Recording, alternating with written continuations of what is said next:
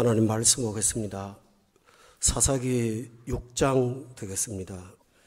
1절로부터 24절 말씀까지 우리 한 절씩 교독해서 읽겠습니다. 이스라엘 자손이 또 여호와의 목전에 악을 행하였으므로 여호와께서 7년 동안 그들을 미디안의 손에 넘겨주시니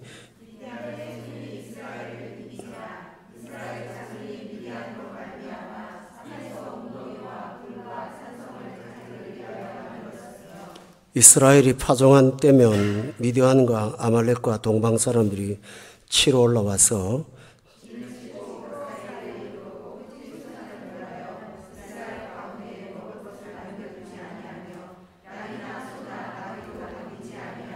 이는 그들이 그들의 짐승과 장막을 가지고 올라와 메뚜기 떼같이 많이 들어오니 그 사람과 낙타가 무수함이라. 그들이 그 땅에 들어와 멸하려 하니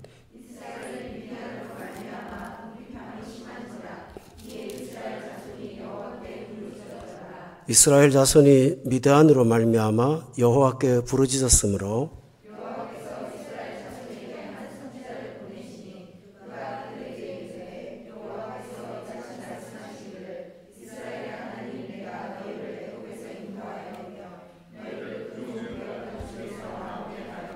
애굽 사람의 손과 너희를 학대하는 모든 자의 손에서 너희를 건져내고 그들을 너희 앞에서 쫓아내고 그 땅을 너희에게 주었으며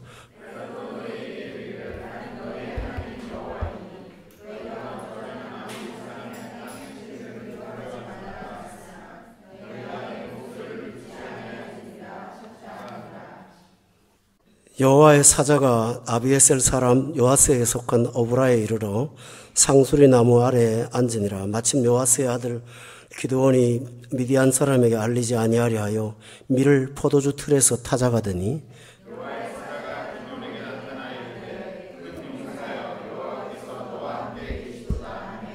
기드온이 그에게 대답하되 오 나의 주여 여호와께서 우리와 함께 계시면 어찌하여 이 모든 일이 우리에게 일어났나이까? 또 우리 조상들이 일찍이 우리에게 이르기를 여호와께서 우리를 애굽에서 올라오게 하신 것이 아니냐 한 그 모든 이적이 어디 있나이까? 이제 여호와께서 우리를 버리사 미디안의 손에 우리를 넘겨주셨나이다 하니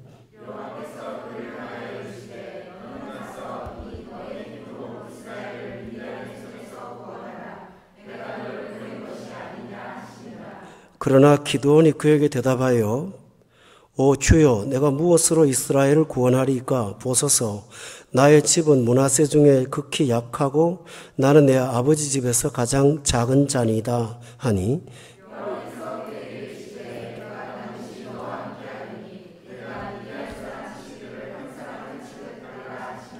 기드온이 그에게 대답하되 만일 내가 주께 은혜를 얻었사오면 나와 말씀하신 이가 주 되시는 표징을 내게 보이소서.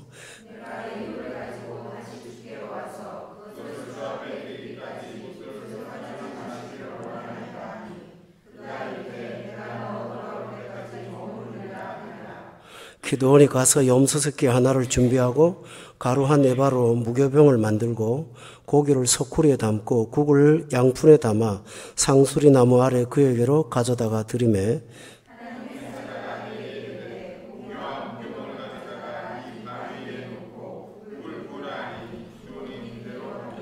여호와의 사자가 손에 잡은 지팡이 끝을 내밀어 고기와 무교병에 떼니 불이 바위에서 나와 고기와 무교병을 살랐고 여호와의 사자는 떠나서 보이지 아니한지라.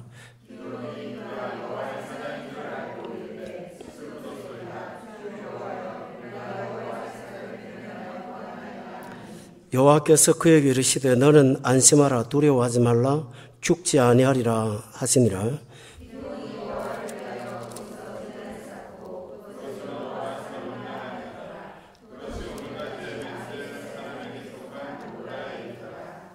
아멘.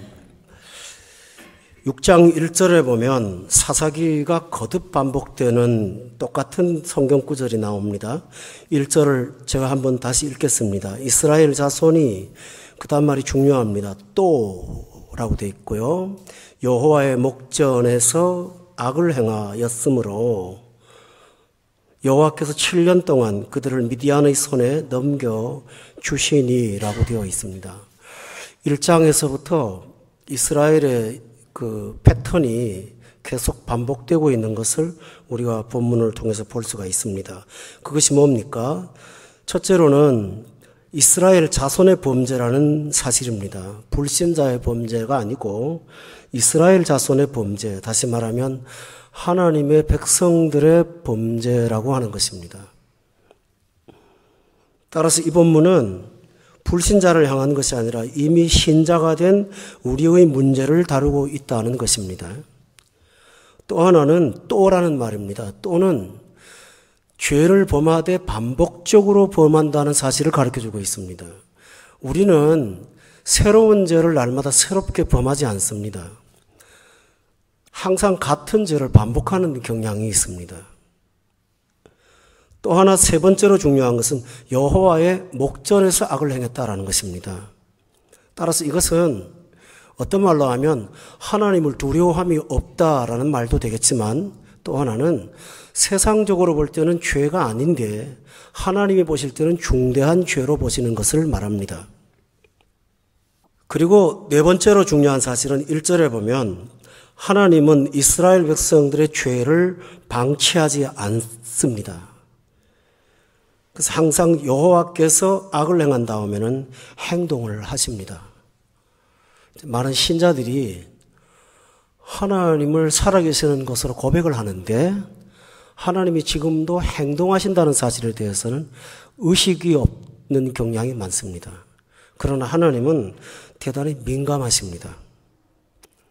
우리의 삶의 일거수 일투족을 쳐다보시고 성경에 보면 눈동자가 깜빡거리는 순간도 놓치지 아니하시고 머리털까지도 세신 바 되었고 앉고 일어서고 말하고 눕고 자는 것을 아신다고 성경은 말씀하고 있고 또 우리 각자의 체질을 아시고 너의 행한 대로 내가 부목한다고 말씀하셨습니다.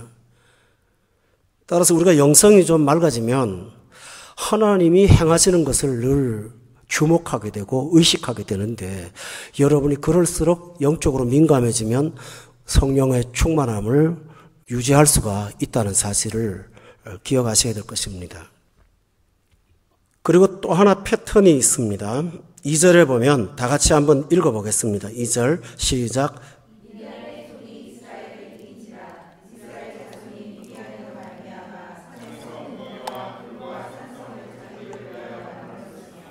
(1절에) 보면 미디안의 손에 하나님이 넘기셨다고 되어 있고 2절에 보면 미디안의 손이 이스라엘을 이겼다고 되어 있습니다.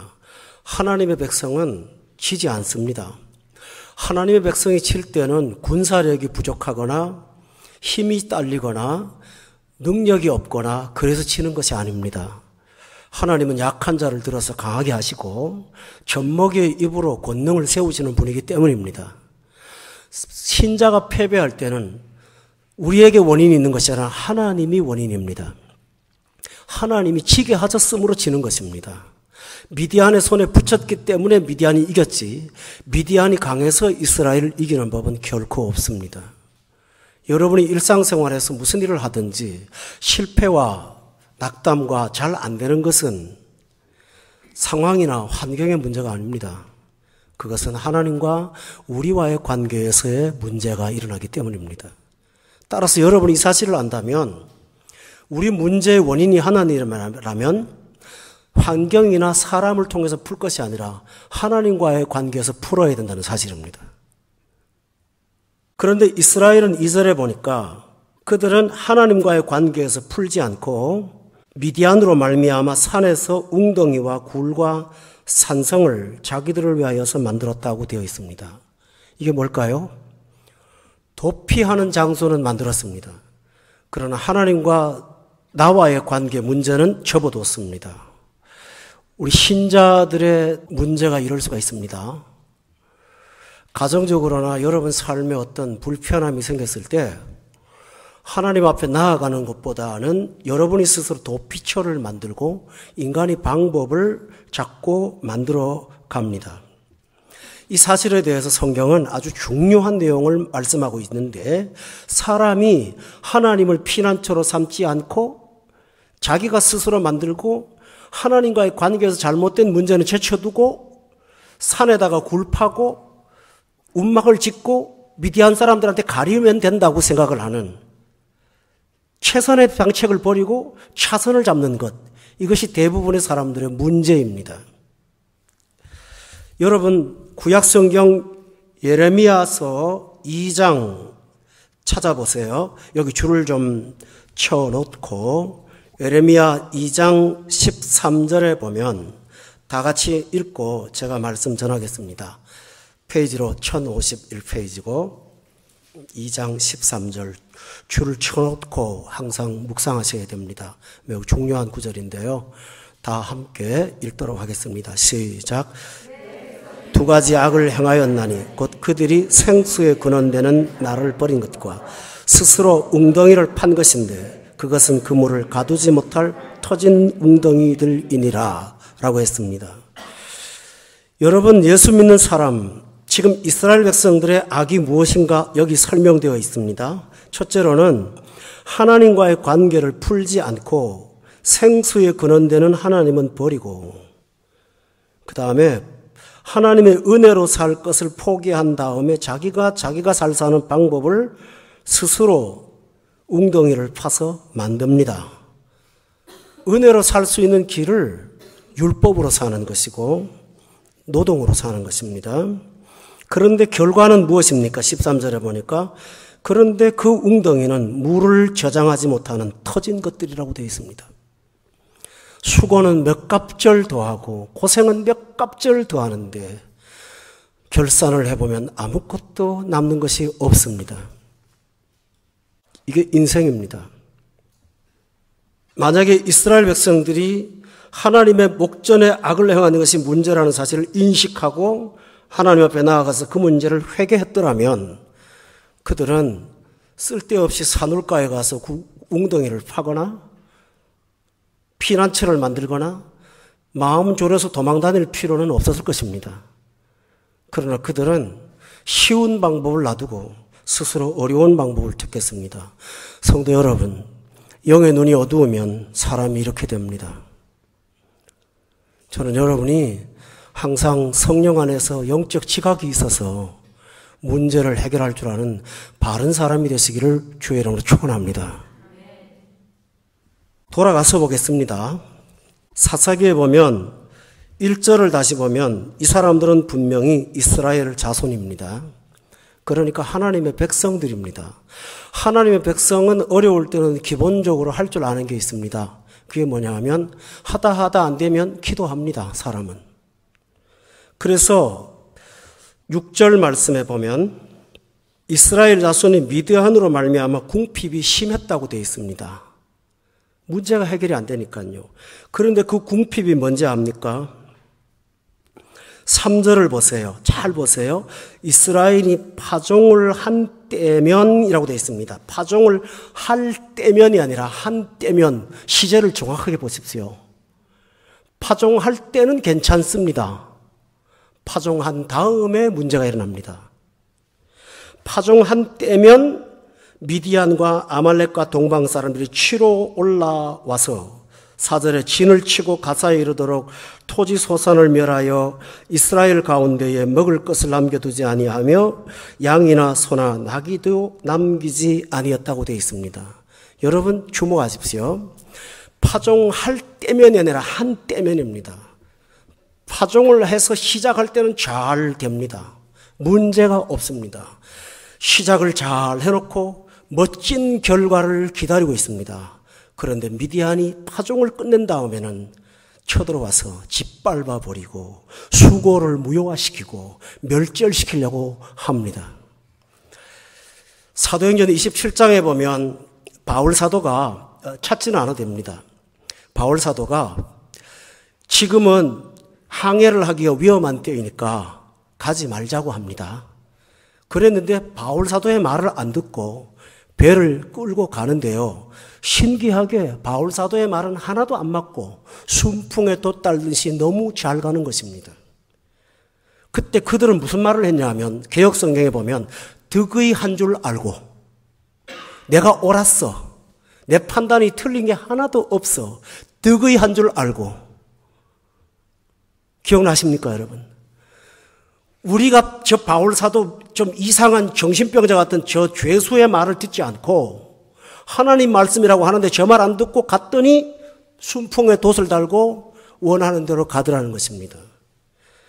그런데 차라리 처음에 파도를 만났으면 항구에서 미항이라는 항구에서 떠나지 않았을 겁니다만 순풍에 돛다시 가니까 베닉스로 가자고 하면서 가다가 점점 태풍으로 인해서 배가 마침내 깨지고 말았습니다. 처음부터 깨졌더라면 아무 상관없습니다. 아담과 하와가 선악과를 따먹으려고 손을 댈 때에 그걸 따먹는 순간에 역사를 했더라면 그들은 범죄하지 않았을 것입니다. 그러나 파종한 다음에 문제가 일어났습니다. 성경을 보십시오. 탕자도 아버지에게 내게 돌아올 재산을 달라고 할 때 주었습니다. 처음부터 주지 않았더라면 문제가 없었을 것입니다. 그러나 시간이 가면 갈수록 흉년이 들고 주던 사람 다 떠나고 허랑방탕하면서 마침내 기근으로 비참 속에 빠지게 됐습니다. 여러분, 예수 안 따르고 하나님 말씀 복종하지 않아도 시작할 수 있습니다. 잘 될 수 있습니다. 득이할 수 있습니다. 그게 문제라는 것입니다. 차라리 시작을 안 했더라면 망하지 않습니다. 시작했기 때문에 갈 때까지 가보는 것입니다. 시작했을 때까지 끝장을 보는 겁니다.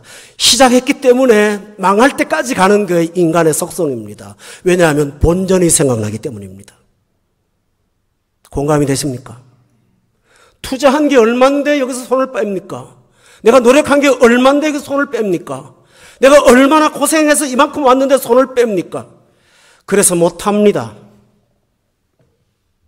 그 결과 모든 사람이 말려도 자신이 생각해도 안 되는데 우리는 끝까지 가게 됩니다. 여러분, 오늘 아침에 저는 글을 쓰면서 앞으로 올 겁니다만 이 세상은 시행착오를 겪어서 교훈을 배웁니다. 그러나 하나님의 말씀은 시행착오 있기 전에 말씀으로 여러분을 인도하십니다. 시행착오를 겪어서 실패를 어머니로 삼는 사람은 얼마나 초라한 인생을 사는 것입니까? 세상의 교훈은 실패가 어머니라는 것입니다. 그러나 성경은 하나님의 말씀이 도라고 말하지 실패를 통해서 얻는다고 말하지 않습니다. 하나님의 자녀를 하나님께서 시시하게 실패를 통해서 교훈을 얻고 살도록 만드실까요? 그러지 않습니다. 따라서 여러분은 득이한 줄 알았던 처음의 파종할 때 미디안이 도착하지 않은 그 문제로 인해서 여러분의 인생을 그르치지 않기를 권면합니다. 아멘. 6절을 다시 보겠습니다. 이스라엘이 미디안으로 말미암아 궁핍함이 심한데 이에 여호와께 부르짖었더라 기도했어요. 그렇죠? 7절 다 같이 읽어보세요. 시작.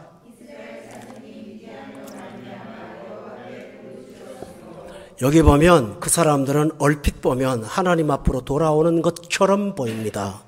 그러나 아닙니다.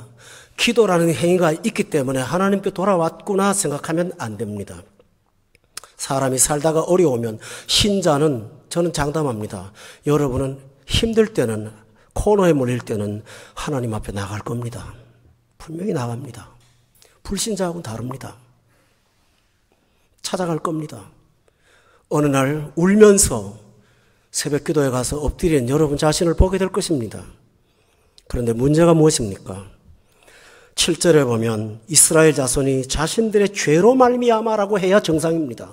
맞죠? 그런데 그들은 무엇 때문에요? 미디안 때문에 기도했습니다.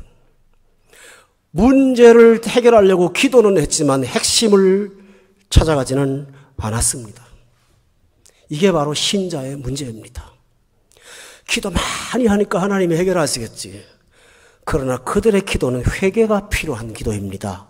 그들은 미디안을 물리쳐달라는 기도보다, 왜냐하면 미디안이 난제가 아니라 미디안의 손에 붙인 하나님이 적이시기 때문입니다.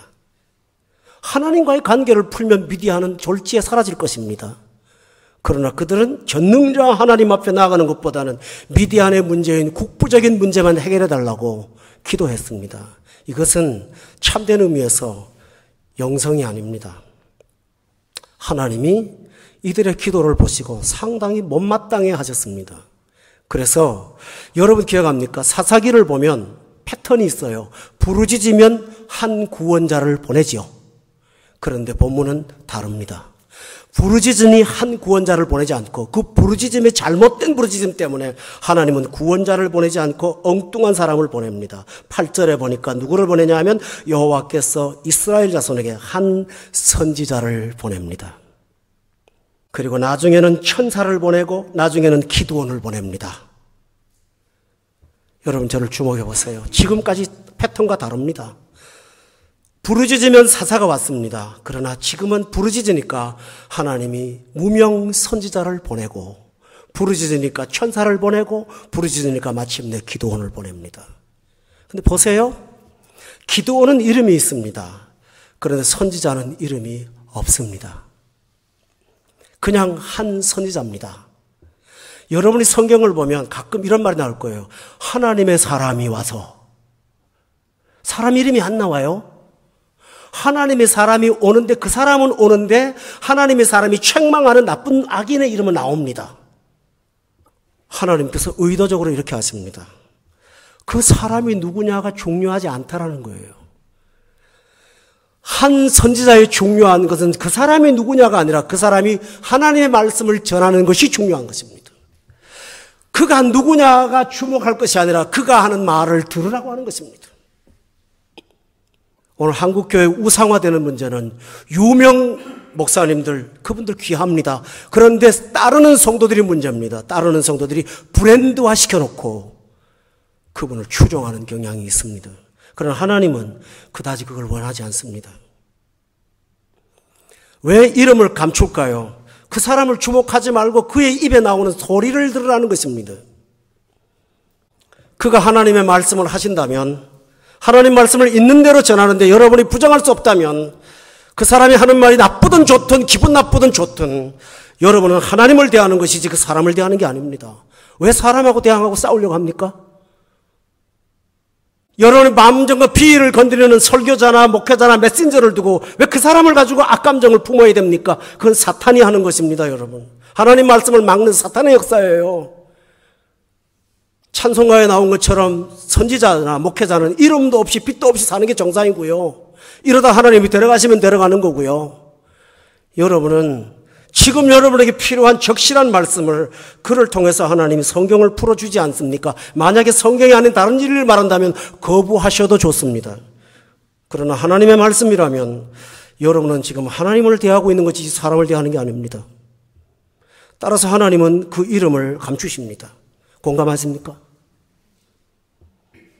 제가 신학교에서 공부를 하는데 최근에 인터넷에 나온 박희천 교수라는 좋은 아주 대단히 훌륭한 목사님 계십니다. 이분이 그래요. 여러분 진리를 가지고 목회할 때 어느 날은 천사의 대접을 받을 거예요. 그러나 아마 조금 지나면 여러분을 사탄 취급할걸요. 그날이나 저날이나 여러분은 똑같으니까 우쭐도 하지 말고 낙심도 하지 마세요. 참 30년 목회하면서 뼈저리게 느끼는 게 그거예요. 저는 여러분이 저를 천사로 봐도 흔들리지 않고요. 여러분이 저를 악마로 봐도 흔들리지 않습니다. 왜냐하면 제가 하나님 말씀을 전한다면 어차피 맞닥뜨릴 상황이기 때문입니다. 여러분이 마음속에 있는 것을 필요로 동의하는 말을 전할 때는 여러분은 기뻐하며 천사를 보듯 할 것이고 여러분을 거부할 때는 여러분은 악마를 보듯 할 것입니다. 어떻게 하실 것입니까? 그건 여러분의 복입니다. 책망이 아니니 들어주시길 바랍니다. 제가 두렵고 힘든 게 하나 있습니다. 하나님 말씀이 저는 강해를 하지 않습니까? 순서를 따라가지 않아요. 근데 너무나 그 주간에 적실한 말씀들이 있기 때문에 불안해요, 저도요. 좀 피하고 싶어요. 그러나 분명히 오늘 본문은 그러고 있어요. 이 선지자가 무슨 말을 하는지를 보세요, 여러분. 미디안으로 말미암아 부르짖는 이스라엘을 놓고 선지자는 엉뚱한 이야기를 합니다. 8절을 다 같이 읽어보세요. 시작.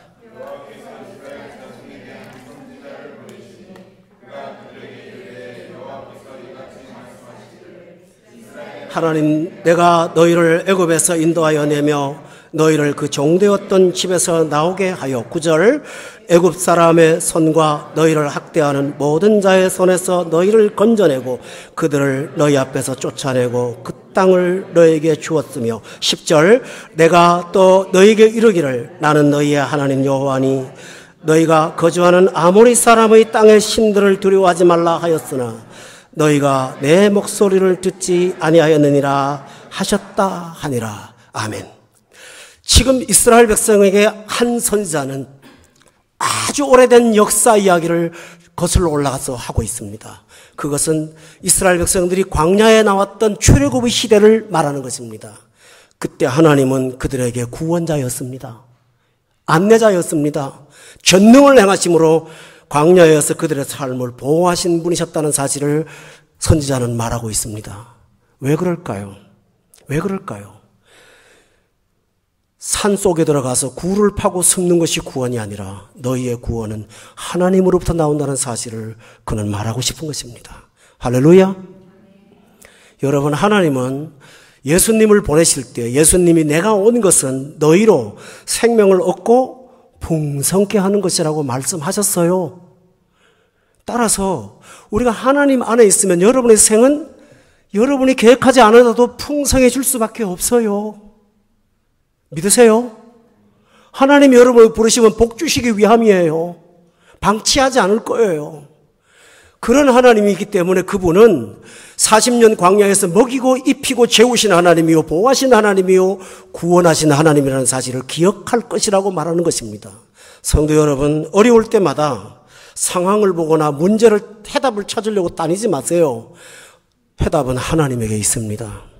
그걸 잡읍시다. 해답은 하나님께 있습니다. 또 하나 그는 이렇게 말합니다. 너희의 핵심의 문제가 뭐냐? 10절 끝에 보니까 너희가 내 목소리를 듣지 아니하는 것이라고 말합니다. 너희의 문제는 미디안의 문제가 아니라 불순종에서 비롯된 문제라는 사실을 그는 지적하고 있습니다. 성도 여러분, 이스라엘이 부르짖었더니 문제를 해결해 주시지 않고 하나님이 너 그러지 말고 하나님 말씀 좀 들어보라고, 설교 좀 들으라고 말씀을 들려주십니다. 우리가 고통스러울 때 하나님께서 말씀을 들려주시려고 주일 예배를 만들어주시고 주중 예배를 만들어주시고 성경을 주셔서 묵상하게 하지 않습니까? 이것은 굉장한 은혜입니다. 오늘 이렇게 많이들 오셔서 너무 감사한데 오늘 안 나왔더라면 있었던 분들도 혼났겠죠. 주중에 우리 쉽게 말하면 우리 영성은 은혜를 받지 않거나 말씀을 듣지 않고는 유지가 안 돼요. 왜 3일 기도해라고 하는지 압니까? 제3일이거든요. 성경에 보면 3일이 굉장히 힘들어요. 3일이 지나면 주일에 받은 은혜의 약발이 떨어져요. 시들해져요. 그러니까 다시 채워야 돼요. 말씀을 들어야 돼요. 왜입니까? 밖에 나가서 일하고 수고하고 애쓰는 노력보다 말씀을 들으면 문제를 100배, 1000배 해결할 수 있기 때문입니다. 단 2가지입니다. 너희들의 문제가 뭐냐? 하나님이 구원자라는 사실을 잊었느냐? 하나님이 세상의 주인이라는 사실을 잊어먹었느냐? 또 하나가 뭡니까? 내 목소리를 들었지 않았던 불순종의 문제가 있다는 사실을 왜 잊어먹었느냐? 그것만 회복한다면 미디안은 삽시간에 물러갈 것이라는 것이 선지자의 설교입니다. 따라서 여러분, 하나님의 말씀을 듣고 우리가 하나님 앞에 엎드려서 우리 자신의 살아왔던 길들을 수정하고 돌아오면 여러분의 삶은 새로워지는 것을 분명히 목도하게 될 줄로 믿습니다. 이게 하나님의 은혜입니다. 집에서 답답했는데 말씀 듣고 그래 나 그렇게 살아야겠어 하고 결심만 하고 집에 갔는데 실제로는 문제는 해결되어 있습니다. 나는 결심하고 나는 기울었고 나는 방향전환을 했는데 하나님은 문을 열어주십니다. 이게 하나님 하는 일입니다. 따라서 여러분이 할 일은 행동 이전에 하나님의 말씀을 따르겠습니다 하고 결단하는 것입니다. 우리 따라합시다. 결단하자. 예배 시간에 말씀을 들으면서 아멘 하고 결단합니다. 결단도 내가 하는 게 아닙니다. 성령이 은혜를 주셔서 하게 하잖아요. 그 결단합니다. 아멘 하고 하는 순간 그 아멘은 동의 정도가 아니라 여러분의 삶의 문제를 해결하는 핵심의 소리입니다. 이게 되는 거예요. 따라서 하나님은 여러분에게 말씀을 먼저 주셔서 구원을 시작하신다는 사실을 기억하고, 말씀은 곧 구원이다. 우리 한번 따라합시다. 말씀은 곧 구원입니다. 바로 그것입니다. 그 다음에 하나님은 말씀하신 다음에 팔짱을 끼고 앉으셔서 순종을 하나 안 하나 보자 그러지 않습니다. 본문에 보면 12절에 11절에 하나님의 선지자가 그 사역을 끝난 다음에 하나님은 또 한 존재를 보냅니다. 그게 누굽니까? 여호와의 사자입니다. 영어 성경에 보면 분명히 엔젤이라고 되어 있어요. 천사라고 되어 있어요. 히브리서에 보면 천사는 구원 얻은 후사들을 돕는 존재라고 기록되어 있어요. 여러분은 천사의 존재를 인정하십니까? 천사는 영적 존재지 육은 없어요. 천사는 두 개로 나누어요. 악한 천사가 있어요. 사탄이죠. 그런데 천사 중에 대부분의 천사들은 구원받은 백성을 도와요. 어떻게 돕는가 하면 엘리사가 도단이라는 성에 있을 때 아람 나라 군대가 구름대처럼 그 선지자 하나를 죽이려고 쳐들어왔어요. 그래서 엘리사의 종 게하시가 그걸 보고 두려워서 떨었어요. 그런데 엘리사가 손을 눈에다가 얹고 기도해 줬어요. 눈 열어달라고. 눈을 열고 보니까 그 안쪽에 불말과 불병거가 자기들을 보호하고 있는 걸 봤어요. 근데 그 숫자가 미디안보다 더 많아요. 아람 나라보다. 기억하시죠? 이게 천사예요. 눈에는 안 보이지만 하나님의 도움은 문 앞에 있어요. 이스라엘 백성을 하나님께서 선지자를 통해서 책망하신 하나님이 책망으로 끝나지 않아요. 하나님은 천사를 보내는데 중요한 사실은 우리가 천사가 활동하는 시간은 눈으로 볼 수가 없다는 거예요. 여기서 중요한 논리가 나와요. 하나님의 일은 꼭 봐야만 되는 게 아니에요. 하나님의 일은 내가 알아야만 그게 되는 게 아니에요. 하나님은 내가 모르는 중에, 내가 보지 못하는 중에 이미 일을 하고 있다는 사실을 믿으십니까? 여러분이 주일날이나 예배 시간에 말씀을 듣고 은혜 받고 앉아서 그래 맞아 하고 있는 이 시간이 하나님은 천사를 보내서 여러분의 문제를 대면하는 하나님의 행동의 시간이 된다는 사실을 믿으세요. 하나님이 하는 일이에요. 베드로가 옥에 갇혔을 때 교회가 모여서 기도했어요. 그런데 하나님이 누구를 보내냐면 천사를 보내갖고요 베드로를 깨워요. 그래서 나왔어요. 기도할 때 하나님은 그 기도를 듣기 위해서 귀를 기울이고 그 자리에 계신 게 아니라 그 기도를 들으실 때 하나님은 감옥에 가서 이미 활동을 하고 계셨어요. 이게 하나님 아는 일이에요. 따라서 여러분은 눈으로 확인하거나 체험이 없다고 낙담하지 마세요. 우리가 아멘 하면서 있는 이 순간에 하나님은 활동하고 있다는 사실을 꼭 믿기를 바랍니다. 그래서 가보면 해결이 돼 있고 나보다 앞서가신 하나님이 나를 기다리고 계시고 내 문제를 해결하신 너무 좋으신 하나님을 우리가 생활에서 늘 경험하고 뒤돌아보면 이거 하나님이 하셨구나 깜짝깜짝 놀랍니다. 보세요. 기드온이 이 사실을 놀랐어요. 뭐라고 그랬냐면요. 기드온이 여기 두려워했어요. 22절에 보세요. 21절 끝에 보니까 여호와의 사자가 떠나서 보이지 아니할 때 22절에 그제서야 기드온이 그가 여호와의 사자인 줄 알고 슬프도소이다 두려워했어요. 내가 의식하지 못하는 시간에 사람의 모양으로 얹혀 천사가 있었구나 하는 걸 그제서야 깨달아요.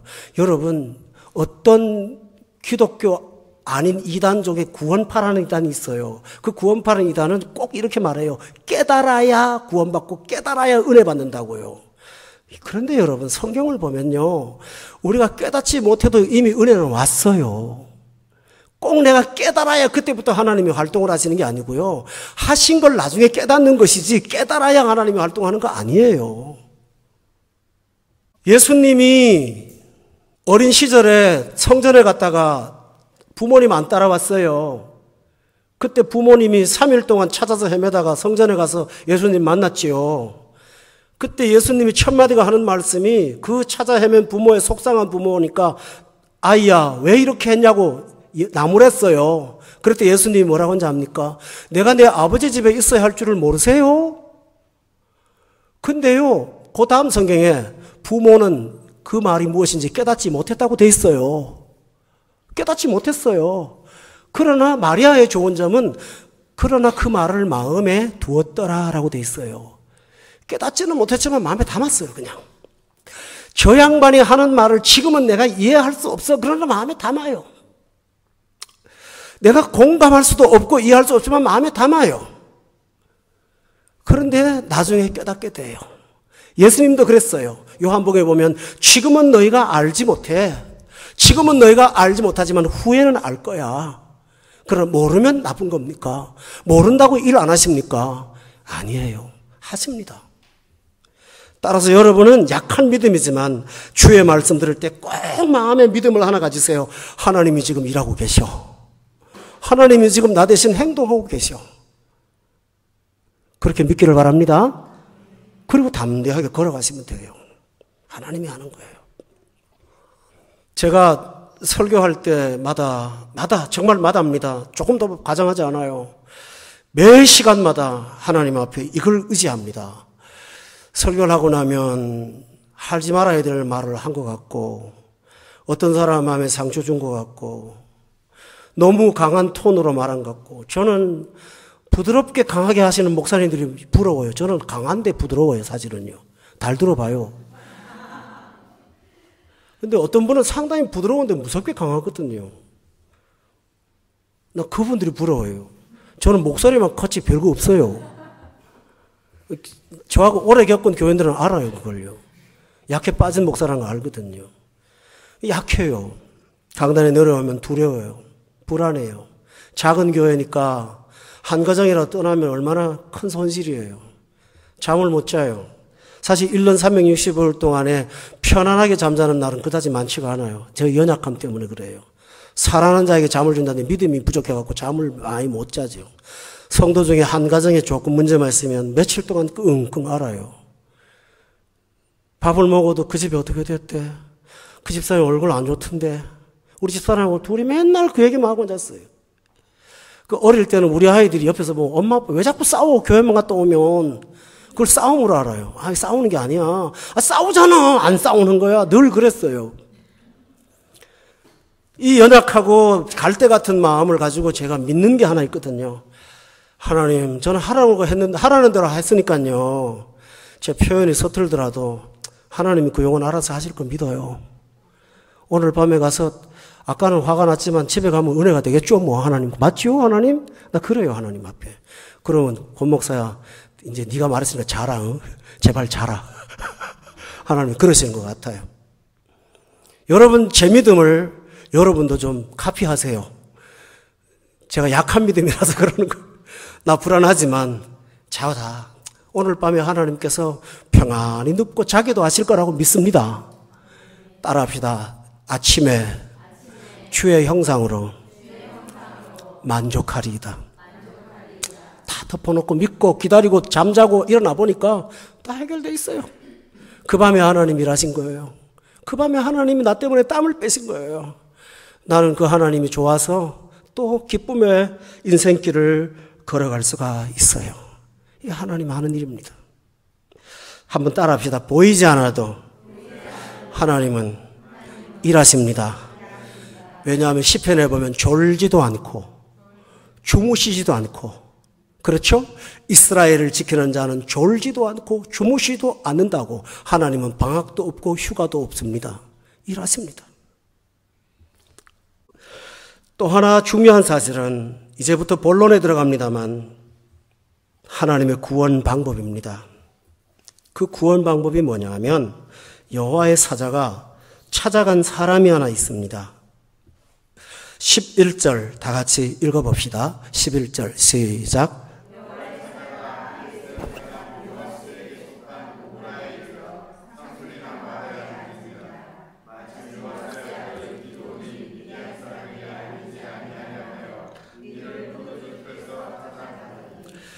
하나님의 사자가 누구한테 찾아가냐면 성경 잘 보세요. 아비에셀 사람이라고 돼 있어요. 근데 왜 이런 말을 성경에 가끔 하는지 아세요? 지명의 뜻 때문에 그래요. 아비에셀이라는 뜻은요, 여러분 성경에 보면 에벤에셀이라는 거 기억나세요? 에벤에셀이 뭐냐면 하나님이 여기까지 도우셨다라는 과거형이고요. 아비에셀은 에벤에셀의 현재형입니다. 하나님이 도움 중이시다 이런 뜻이에요. 히브리어의 특징이에요. 다시 말하죠. 에벤에셀 돌을 세웠잖아요. 그래서 하나님이 이까지 도우셨다라는 거예요. 그런데 아비에셀은 하나님이 도우고 계신다 그런 뜻이에요. 아비에셀 사람이라는 말은 뜻은 뭡니까? 하나님이 도우고 계시는 동네의 사람이라는 뜻이에요. 그런데 아비에셀 사람임에도 불구하고 기드온은 미디안 사람한테 숨으려고 11절에 보니까 밀을 포도주 조그마한 통 속에 들어가서 타작을 했던 아주 연약하고 소심하고 불안에 떠는 아주 약한 농부의 한 사람에 불과했습니다. 그런데 하나님이 그에게 찾아가셨습니다. 찾아가서 뭐라고 말을 합니까? 그 전에 여러분 주목해 보십시오. 우리는 아비에셀의 사람이지요. 그렇죠? 예수 믿는 사람이니까 하나님이 우리 도운다는 걸 믿으시죠?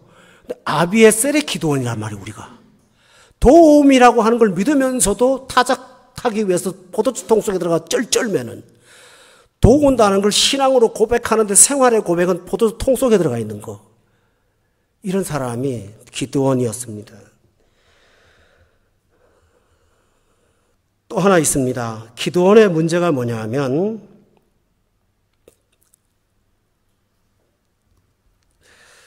13절입니다. 다 같이 읽어봅시다. 시작.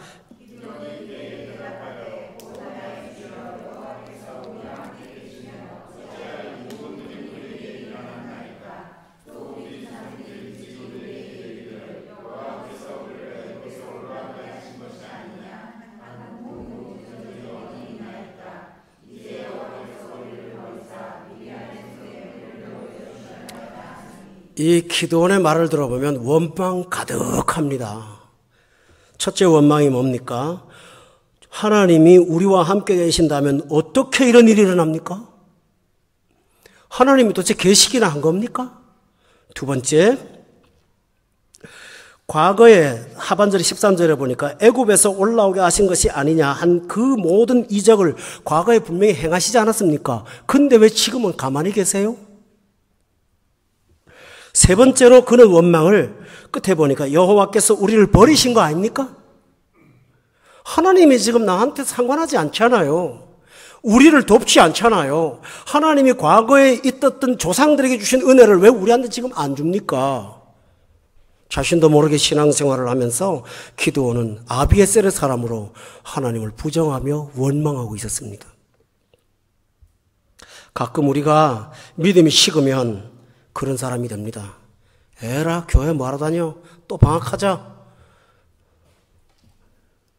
어느 정도 뜨거웠던 거 다시 식어서 시베리아 불판으로 다시 돌아가서 이런 초라한 마음으로 가지고 있을 때 그가 하는 일은 아비에셀 동네에 살면서 포도주 틀 속에 들어가서 하는 거예요. 혹시 여러분 그렇지 않습니까? 하나님의 은혜라는 틀 속에 있으면서도 그 틀을 살지 않고 포도주 틀 속에 들어가서 미디안이 두려워 벌벌 떠는 그런 유형의 사람으로 살지 않습니까? 그러나 오늘 이야기는 기드온을 책망하는 게 아닙니다. 하나님은 이런 사람을 들어서 쓰시는데 그게 바로 은혜입니다. 이런 사람을 들어 쓰시는데 12절에 보세요. 다 같이 읽어봅시다. 시작.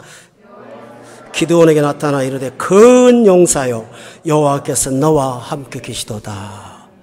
하나님의 구원은 책망으로는 선지자를 통해서 하셨고 하나님은 그에게 다가가셔서 너는 큰 용사야. 내가 너와 함께 하고 있지 않냐 하면서 은혜를 주십니다. 교우 여러분, 탕자가 집에 돌아왔을 때 아버지는 야, 너 그동안 까먹은 돈이 얼마야? 계산 좀 해보자. 너 어떻게 그러고 살았어? 그게 아니었습니다. 그를 아들로 맞아들여서 목욕을 시키고 옷을 갈아입히고 신발을 신기고 금반지를 끼우고 잔치를 하면서 잃어버린 내 아들이라고 권세를 회복시켜 주셨습니다.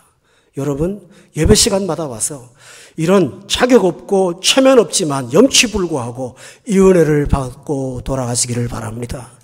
하나님의 이 은혜 주세요. 온 자를 외면하지 않아요.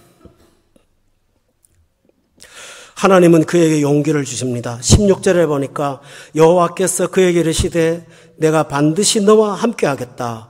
내가 미디안 사람 치기를 한 사람 치듯이 할 거라고 말합니다.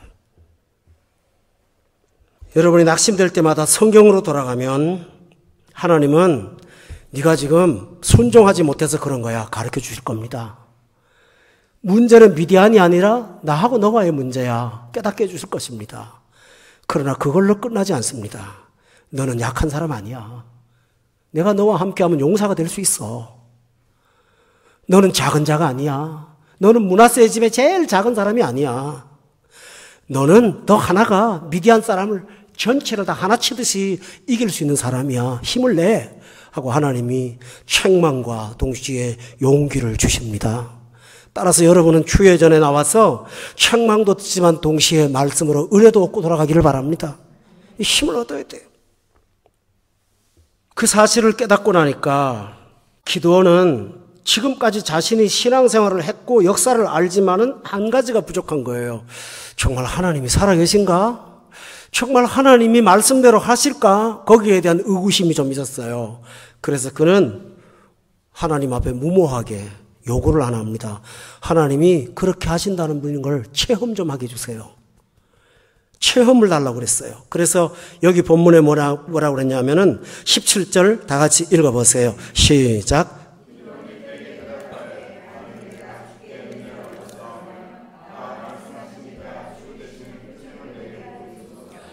이게 기드온에게 굉장히 좋은 자세예요. 잘못하면 부정적으로 보시는데요. 그게 아니에요. 여러분 한번 생각해 보세요. 우리가 상식적으로 생각하면요. 하나님이 그렇게 한다는 사실을 교리적으로는 믿지만 하나님의 체험 자체를 기대를 안 하고 그건 그거고 세상에 나가는 거예요. 또 아브라함하고 똑같아요. 하나님이 자식을 준다는 말씀을 믿었잖아요. 그건 그거고 첩을 얻어서 자식을 낳는 건 낳는 거예요. 그러나 기드온은 그러지 않았어요. 하나님이 살아계시는 표현을, 체험을 좀 목격하고 싶었어요. 그것만 하고 나면 나 살 것 같아. 그러니까 하나님의 방법이면 맞아요. 저한테 체험 좀 주세요. 하나님이 살아계신 체험을 좀 주세요. 그러면 제가 힘을 얻을 거예요. 하고 그는 여러 가지 증거를 통해서 하나님이 역사하시는 것을 보고자 사모했습니다.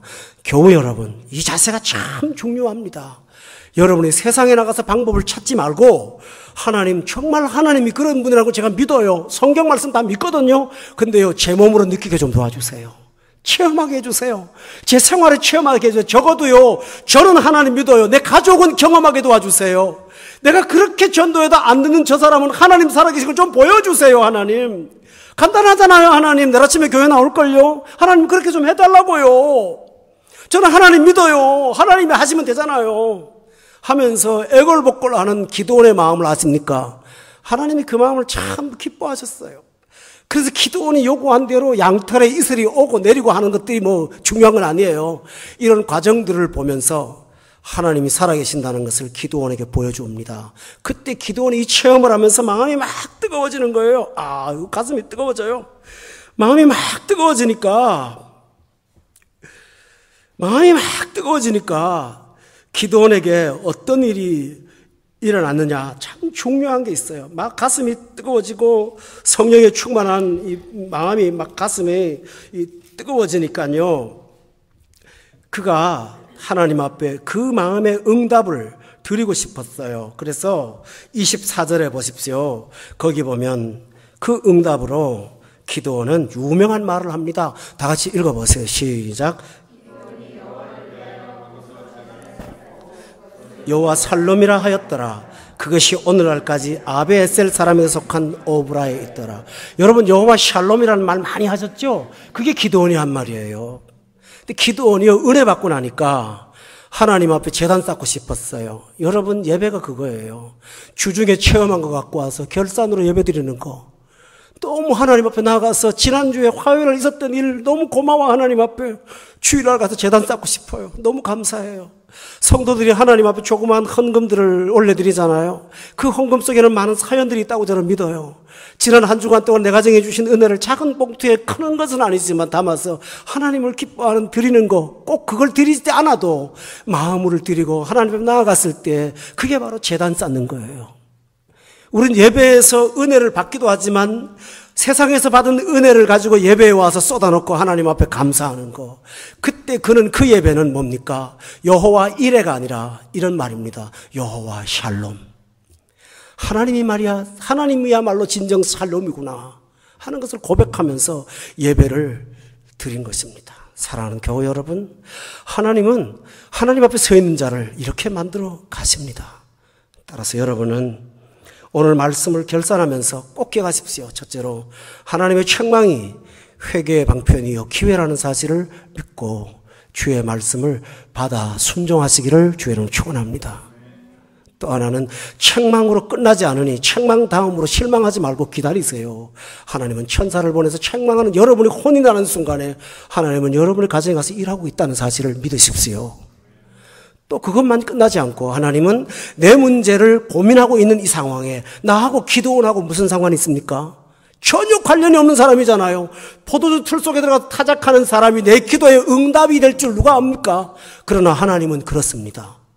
내가 기도하는 사막의 한복판에 기도하는 내 순간에 아무것도 보이지 않는 자원이 없는 이곳에서 하나님은 저 구석에 사는 기도원을 찾아가셔서 내 문제를 해결해달라 해주라고 말씀하시는 하나님이십니다. 여러분, 하나님의 방법은 천지에 충만하다는 사실을 믿으십시오. 그리고 그 체험을 사모하십시오. 그리고 그 체험을 가지고 주의 전에 나와서 여호와 샬롬의 예배를 드리며 사시는 샬롬의 사람이 되시기를 예수 이름으로 축원합니다. 기도하겠습니다. 우리 다 같이 통성으로 하나님께 기도드리겠습니다. 하나님, 제게 샬롬을 주십시오. 제게 샬롬을 허락하소서. 제 마음에 평화를 주십시오. 라고 다 같이 통성으로 하나님 앞에 기도하겠습니다. 아버지 하나님이여, 주님의 은혜를 인하여 찬양하고 감사합니다. 경배와 영광과 경외를 돌리며 하늘을 향하여 우러러봅니다. 주만이 나의 회복이시고 구원임을 믿습니다. 아버지 하나님이여, 주님은 나를 책망하시지만은 나를 위하여 숨어서 일하시는 전능자이심을 고백합니다. 하늘에도 하나님의 일이 있고 땅에도 하나님의 일이 있고 가슴 속에도 하나님의 일이 있고 무지개 속에도 하나님의 일이 있고 어느 곳에도 하나님의 일이 있다는 사실을 믿어 의심치 말게 도와주시옵소서. 내 기도의 응답이 천리말리 있는 저쪽에 가서 응답이 될지라도 나는 하나님의 응답을 받고 산다는 사실을 기억하며 찬양하며 경배하며 사는 우리 모두가 되게 하소서. 아버지 하나님, 욕구불만으로 살지도 말게 하시고 원망으로 살지도 말게 하시고 아버지 하나님, 슬픔으로 살지도 말게 하시고 샬롬으로 사는 자가 되게 도와주시옵소서. 우리의 재단이 샬롬이 되게 하옵소서. 우리의 재단이 여호와를 기뻐하는 샬롬의 현장이 될 수 있도록 아버지 하나님께서 축복하여 주시고 우리 성도들이 생활 가운데 이걸 경험함으로 하나님이 살아계신다는 것을 이웃과 가족에게 증거하며 사는 우리 모두가 될 수 있도록 하나님 은혜 베풀어 주십시오. 하나님, 오늘 이 말씀을 들으면서 가정이나 자신의 문제를 가지고 답답해하는 사람들이 있다면 주여 해결하여 주시기를 바랍니다. 주여 응답하여 주시기를 바랍니다. 주여 역사하여 주시옵소서. 하나님께 간구하면 하나님이 그 시간에 일한다는 사실을 믿고 천사를 보낸다는 사실을 기억하며 찬양하며 걸어가는 우리 모두가 되게 하여 주시옵소서. 사랑하시는 하나님 아버지, 오늘 이 말씀이 성도들에게 응답이 되기를 원합니다. 기도하는 가운데, 아멘하는 가운데 하나님이 보내신 천사가 있기를 원합니다.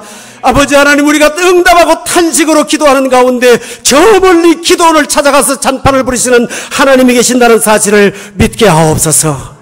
아버지 하나님, 예배 시간에 나올 때마다 여호와 샬롬의 제단을 쌓는 자가 되게 하여 주시옵소서. 예수님의 이름으로 기도드리옵나이다. 아멘.